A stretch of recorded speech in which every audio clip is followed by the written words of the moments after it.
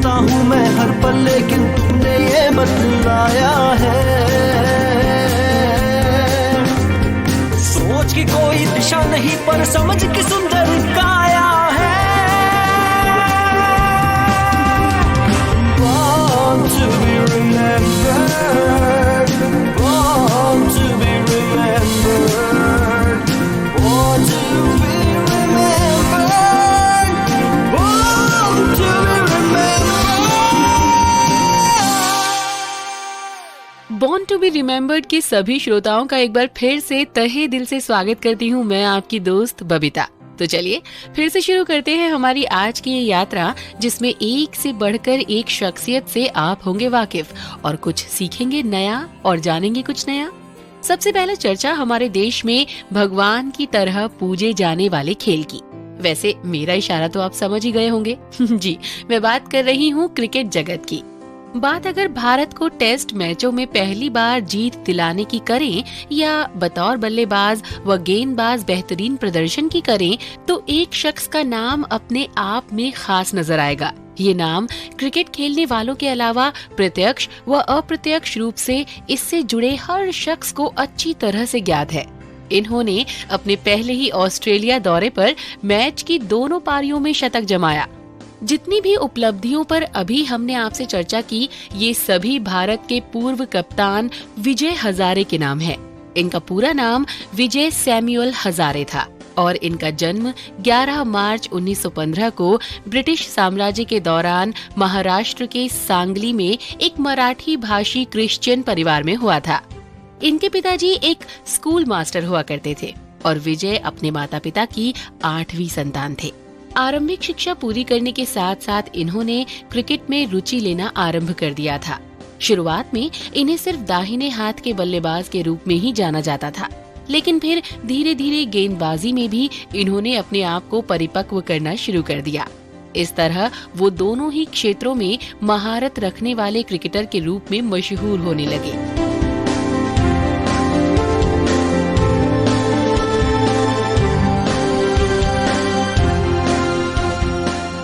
कई बार तो विशेषज्ञों का ऐसा मानना रहा है कि हजारे एक बेहतरीन खिलाड़ी तो थे ही, लेकिन कप्तानी की जिम्मेदारी संभालने के बाद कहीं न कहीं उनका खेल करियर प्रभावित होने लगा था।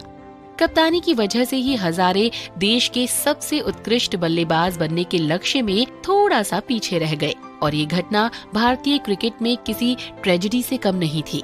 बेहद ही संजीदा स्वभाव वाले विजय हजारे भारत के उन चुनिंदा खिलाड़ियों में से एक हैं जिनकी कप्तानी में पहली बार भारत ने 1952 में मद्रास में इंग्लैंड के खिलाफ एक पारी व 8 रन से जीत दर्ज की थी। और सबसे खास बात तो ये है श्रोताओं कि ये जीत देश को टेस्ट दर्जा प्राप्त होने के करीब 20 साल बाद 25वें टेस्ट मैच में मिली थी।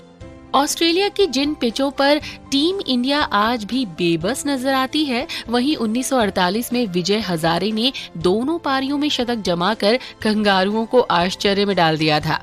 एडिलेड टेस्ट में हजारे ने पहली बार 116 और दूसरी में 145 रनों की पारी खेली थी। हालांकि भारत ये मैच जीत नहीं सका था, लेकिन फिर भी हजारे की बल्लेबाजी का लोहा खुद विश्व के महानतम बल्लेबाजों में से एक सर डॉन ब्रैडमैन ने भी स्वीकार किया था। अब बात अगर घरेलू मैचों यानी प्रथम श्रेणी क्रिकेट की करें, तो विजय को इस क्षेत्र का शहंशाह कहना गलत नहीं होगा।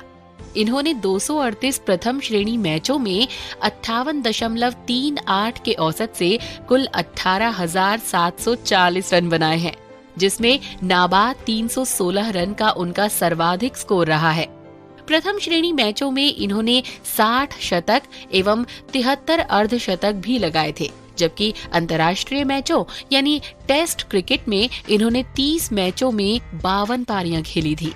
इस दौरान इन्होंने 6 बार नाबाद रहते हुए 47.65 के औसत से कुल 2192 रन बनाए थे, जिसमें नाबाद 164 रन उनका सर्वाधिक स्कोर रहा था। टेस्ट करियर में 7 शतक व 9 अर्धशतक हजारे के नाम दर्ज है।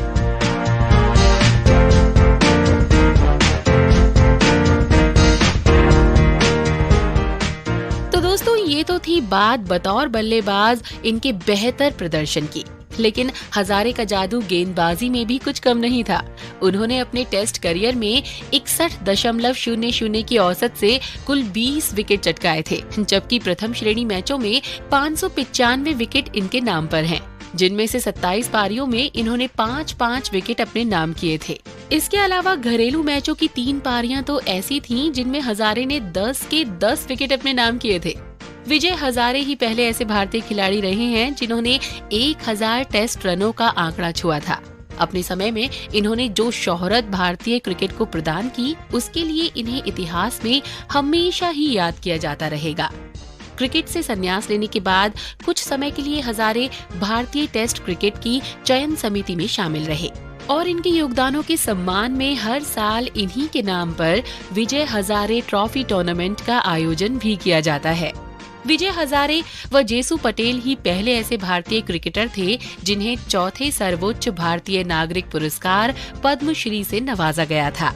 भारतीय क्रिकेट के अनमोल रत्न कहे जाने वाले विजय हजारे ने कैंसर की बीमारी की वजह से 18 दिसंबर 2004 को इस दुनिया से अलविदा कह दिया और आज इनकी जयंती पर समस्त देशवासियों के साथ साथ हमारी पूरी टीम भी इस खिलाड़ी के जज्बे को सलाम करती है।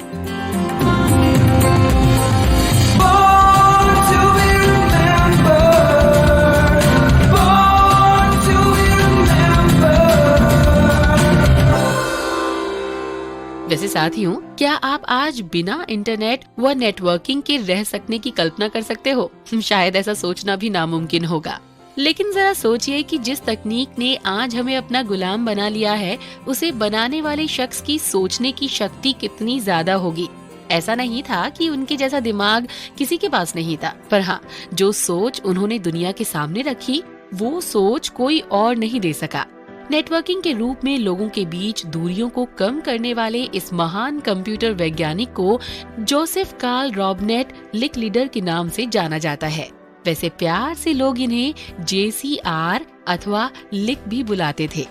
इन्हें कंप्यूटर साइंस और जनरल कंप्यूटिंग हिस्ट्री का सबसे प्रभावशाली व्यक्ति माना जाता है। वर्ल्ड वाइड कंप्यूटर नेटवर्क को उसके आने से कई साल पहले ही इन्होंने पेश कर दिया था। हाँ, ये बात अलग है कि उनकी सोच को आकार लेते थोड़ा वक्त लग गया।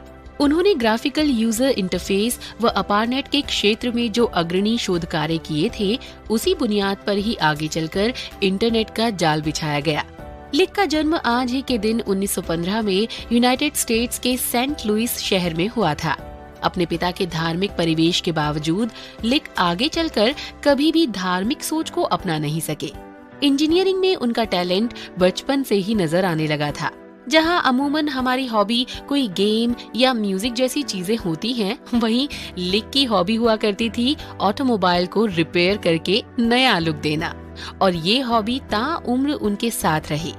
वॉशिंगटन विश्वविद्यालय से 1937 में भौतिकी, गणित व साइकोलॉजी जैसे विषयों में आर्ट्स की बैचलर डिग्री लेने के बाद वर्ष 1942 में इन्होंने साइको अकूस्टिक्स से अपनी PhD पूरी की और फिर 1943 से 1950 तक हार्वर्ड यूनिवर्सिटी की अकूस्टिक प्रयोगशाला में काम किया। साइको अकूस्टिक्स के क्षेत्र में इनका महत्वपूर्ण योगदान 1951 में duplex theory of pitch perception नामक शोध पत्र रहा, जिसे तकरीबन 100 बार इनके नाम से प्रकाशित किया गया।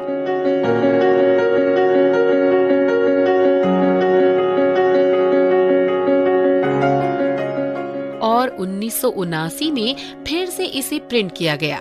ये मनोविज्ञान के क्षेत्र में प्रयोग होने वाले पिच परसेप्शन के आधुनिक मॉडल का ही आधार है। इसी बीच इनका झुकाव सूचना प्रौद्योगिकी यानी इंफॉर्मेशन टेक्नोलॉजी की तरफ हुआ और 1950 में वो मैसाचुसेट्स इंस्टीट्यूट ऑफ टेक्नोलॉजी में बतौर एसोसिएट प्रोफेसर जुड़ गए। यहाँ पर लिक ने MIT लिंकन लेबोरेटरी की स्थापना करने के साथ साथ इंजीनियरिंग विद्यार्थियों के लिए साइकोलॉजी प्रोग्राम की शुरुआत भी की।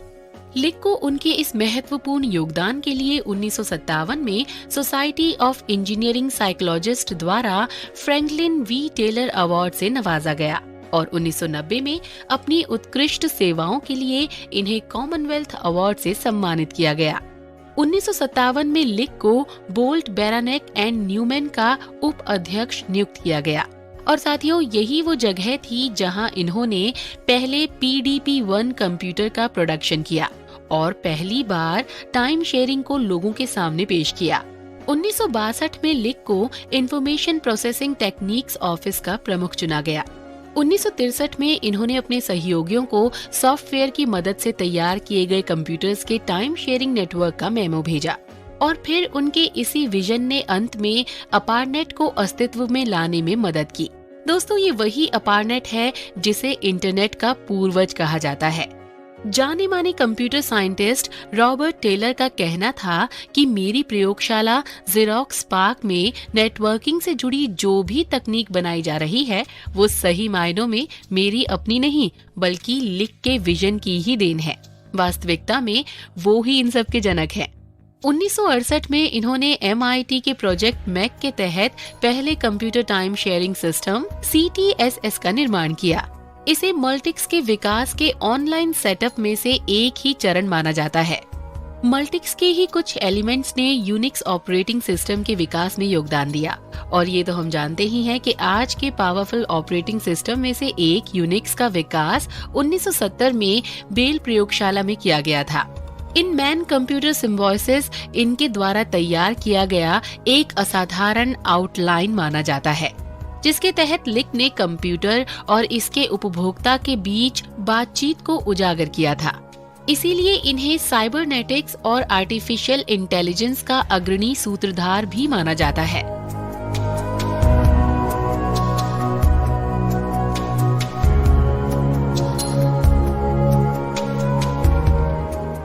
उन्होंने अपने आर्टिकल में लिखा था कि मनुष्य अपने गोल निश्चित करेगा, अपनी कल्पना को आकार प्रदान करेगा, उसकी सीमा तय करेगा, गणनाओं को पूरा करेगा और ये सब कंप्यूटर की मदद से पलक झपकते ही हो जाएगा।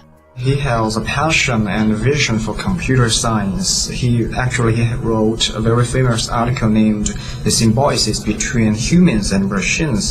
And in that article, he pointed out that the machine functions as a problem-solving partner. And he had the vision about how computer and humans can work together.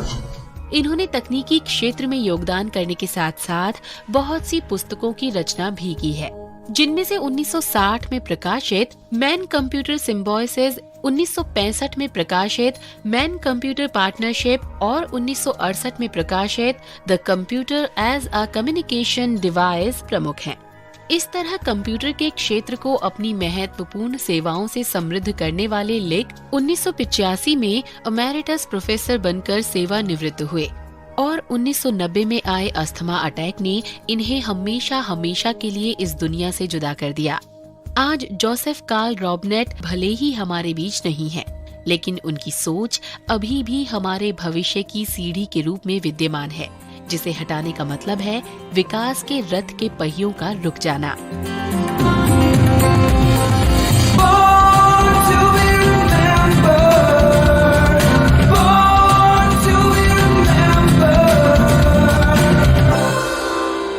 वैसे मुझे उम्मीद है कि आपने BBC रेडियो पर प्रसारित होने वाले कार्यक्रम hitchhiker's guide to the galaxy के बारे में सुना जरूर होगा। साथियों, ये पहली व एकमात्र ऐसी रेडियो श्रृंखला है जिसे साइंस फिक्शन के सर्वोच्च पुरस्कार ह्यूगस के लिए नॉमिनेट किया गया है। इसके अलावा इसे 1979 में बेस्ट ड्रामेटिक प्रेजेंटेशन के लिए चुना गया था, जबकि 1978 में इसे नवाजा गया इंपीरियल टोबैको अवार्ड से और 1979 में सोनी अवार्ड से। इन सभी सम्मानों से बेशक hitchhiker's guide to the galaxy कार्यक्रम को सम्मानित किया गया हो, पर सही मायने में इस सम्मान के असली हकदार तो इसे तैयार करने वाले यानी लिखने वाले डगलस एडमस ही हैं। एडमस का जन्म आज ही के दिन 1952 को कैम्ब्रिज में हुआ था और इन्होंने बैचलर ऑफ आर्ट्स की डिग्री प्राप्त की थी 1974 में कैम्ब्रिज के कॉलेज सेंट जॉन से। बाद में यहीं से इन्होंने इंग्लिया लिटरेचर यानी अंग्रेजी साहित्य में MA की डिग्री भी प्राप्त की। मार्च 1978 से BBC रेडियो पर प्रसारित होने वाली hitchhiker's guide to the galaxy की कई कड़ियों का निर्माण डगलस एडमस द्वारा लिखी गई पुस्तक के आधार पर ही किया गया था। जब इस कड़ी का पहला कार्यक्रम प्रसारित किया गया तो उसे मिली जबरदस्त प्रतिक्रिया के बाद ही इस श्रृंखला को रिकॉर्ड एल्बम, कंप्यूटर गेम और बहुत से स्टेज परफॉर्मेंसेस में तब्दील किया जाने लगा। The full story of The Hitchhiker's Guide to the Galaxy is long, tortuous and, to be frank, pretty obscure. Gathering information for it has caused endless problems, but quite honestly, if you're the average four-headed, six-tentacled man about town, you really wouldn't be interested. On the other hand, for any inhabitants of a measly speck of dust called Earth who happen to be listening, this might worry you. इस सफलता के लिए 1984 में Douglas को golden pen award से सम्मानित किया गया। और पता है आपको कि ये अवार्ड प्राप्त करने वाले डगलस सबसे कम उम्र के लेखक भी हैं।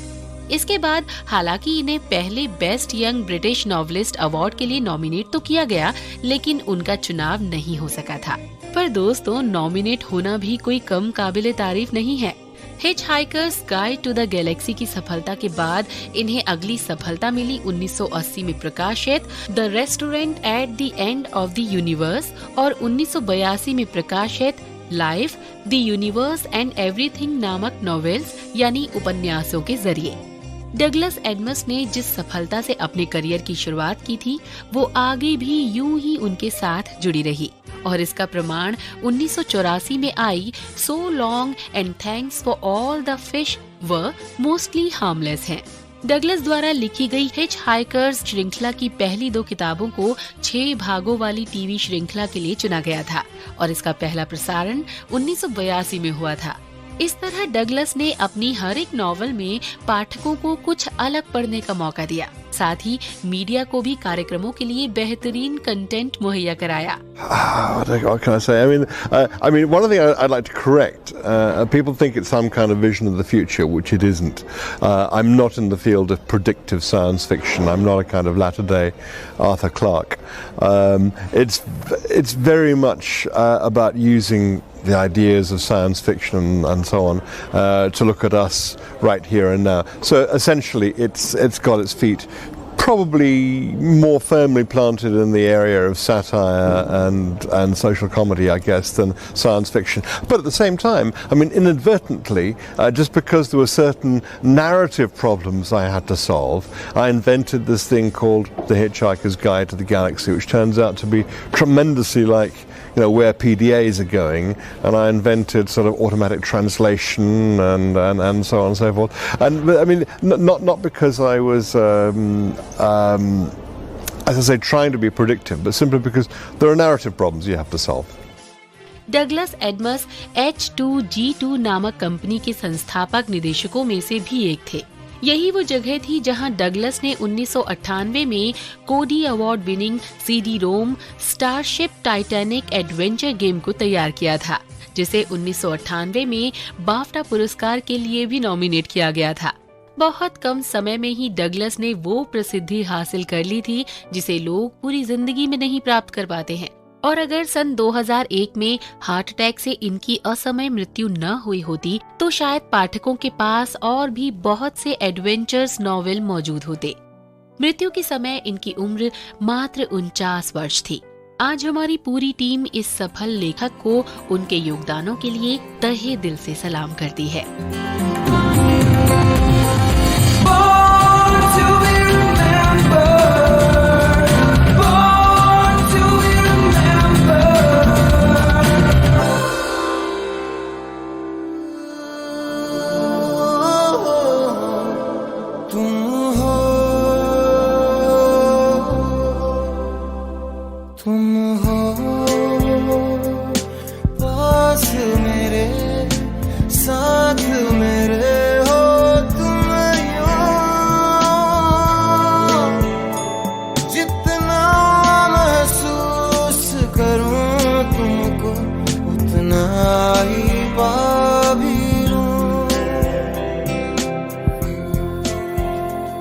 साथियों, सन 2011 में आई फिल्म रॉकस्टार के इस गाने ने युवाओं के बीच मानो एक सैलाब सा पैदा कर दिया था और तब एक बार फिर से फिल्मी दुनिया के लोगों ने रोमांटिक गानों के मुरीद कहे जाने वाले इस गायक को सलाम किया। गायकी में इन्होंने ना ही कोई शिक्षा ली और ना ही ये इन्हें विरासत में मिली। लेकिन इसके बावजूद जो मुकाम इन्होंने बनाया उसे कोई भी नजरअंदाज नहीं कर सकता। मदहोश कर देने वाली इस आवाज के मालिक को दुनिया मोहित चौहान के नाम से जानती है। जी, वही मोहित चौहान जिसका आज जन्मदिन भी है। मोहित का जन्म हिमाचल प्रदेश के सिरमौर जिले में हुआ था और यहाँ से इन्होंने अपना ग्रेजुएशन पूरा करने के बाद दिल्ली आकर करियर को संवारना शुरू किया। हालांकि इन्होंने गायकी में कभी कोई प्रशिक्षण नहीं लिया था। इसके बावजूद इन्हें गिटार, हारमोनियम और बांसुरी बजाने का अच्छा खासा अनुभव है।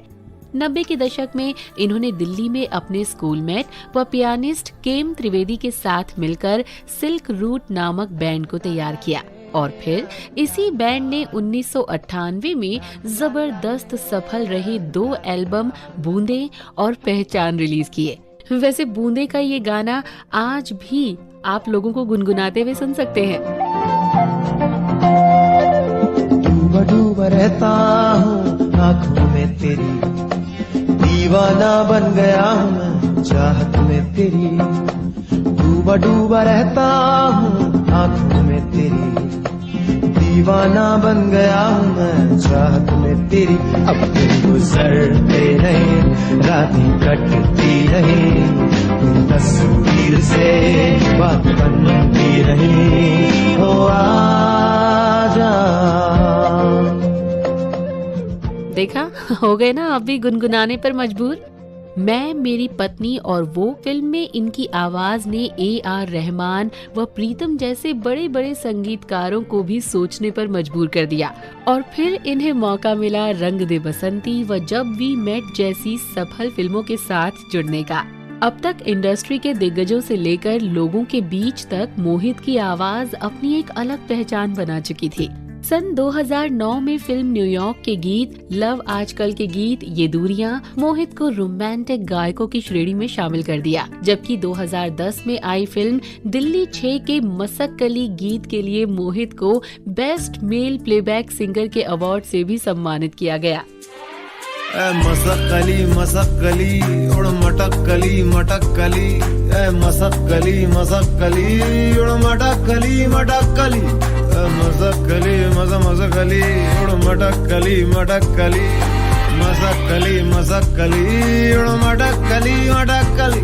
जरा पंख झटक गई धूल अटक और लचक मचक के दूर भटक, उड़ डगर डगर कस्बे कूचे नुक्कड़ बस्ती में ये इतड़ी से मुड़ अदा से उड़ कर ले पूरी दिल की तमन्ना, हवा से जुड़ अदा से उड़ फुर फुर फुर तू हीरो बना रे। मसक्कली मसक्कली उड़ मटक्कली मटक्कली, मसक्कली मसक्कली उड़ मटक्कली मटक्कली। गायकी की दुनिया में अपना सिक्का जमाने के साथ साथ मोहित ने बहुत से विज्ञापनों के जिंगल्स को भी अपनी आवाज दी। अपने बिजी शेड्यूल के बावजूद मोहित समय समय पर बहुत से कॉलेज फेस्टिवल में शिरकत करते भी नजर आते हैं। तो आज बेहद ही एनर्जेटिक व दिल को छू जाने वाली आवाज के इस गायक को उन्हीं के इस गाने के साथ जन्मदिन की ढेर सारी शुभकामनाएं। ये पाना ना खोना ही है, तेरा ना होना जाने क्यों होना ही है। तुमसे ही दिन होता है, सुरमई शाम आती है, तुमसे ही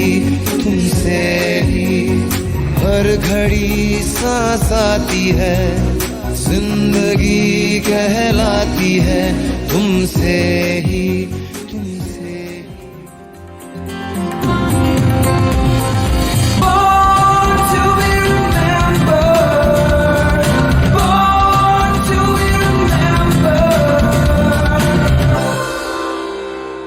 और दोस्तों, अब बारी आती है आज के सवाल की। आपको ये गाना सुनकर बताना है कि ये किस मशहूर गायिका ने गाया है।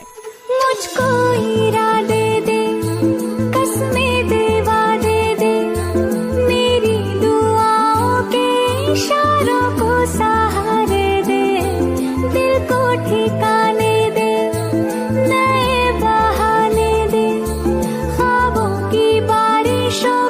मौसम के पैमाने दे, अपने करम की करदाए कर दे धर भी तो निगाहें, सुन रहा है ना तू, रो रही हूँ मैं, सुन रहा है ना तू, क्यों रो रही हूँ मैं। बिल्कुल सही। इस आवाज को पहचानिए और बताइए हमें इसका नाम borntoberemembered@gmail.com पर। और इसके अलावा आप हमें फॉलो कर सकते हैं facebook.com/borntoberemembered पर। तो अपनी दोस्त बबीता को दीजिए इजाजत, मिलते हैं बहुत जल्द, बाय बाय। मैं बनना चाहूँ जैसा पर शायद सपनों में, मैं उड़ना चाहूँ जैसा पर शायद सपनों में।